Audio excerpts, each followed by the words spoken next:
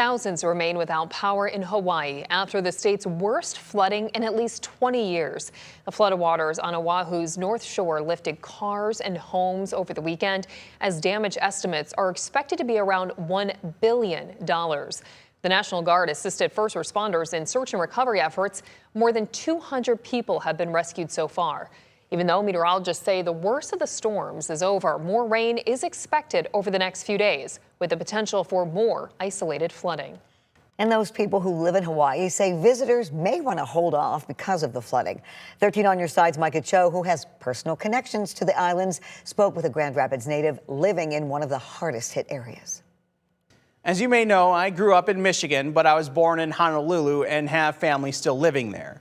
In 2 weeks, I was supposed to visit Hawaii for the first time in over 20 years.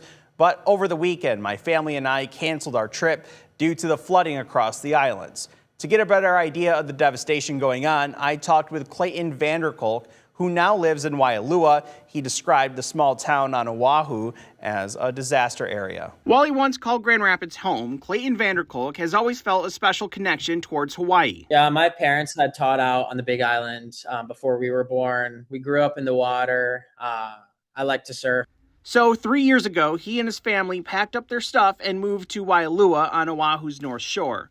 However, the area known for its beautiful beaches and world-class surfing that Vanderkolk fell in love with is now a disaster zone. You know, it was, in some places, it was like 8-10 feet tall of flooding, just full cars underwater and stuff. So that was when I found out that it was bad, and kind of same with everyone. Everyone just woke up to this disaster, and then it just got worse and worse throughout the day. Over the past couple of weeks, a Kona low, or a slow-moving storm, brought record rain to the islands of Oahu, Maui, Molokai, Lanai, and the Big Island. Last week, Waialua and neighboring Haleiwa were evacuated due to possible dam failure. Yeah, but I mean, there's just big standing water. A lot of places, too, it was rushing. There's a lot of rivers, and so those places were like, you weren't allowed to cross through those because you would have been caught probably in that. Vanderkolk has been volunteering with his church to help clean up his neighborhood. He took this video that shows heavy equipment picking up trash and dozens of volunteers shoveling mud.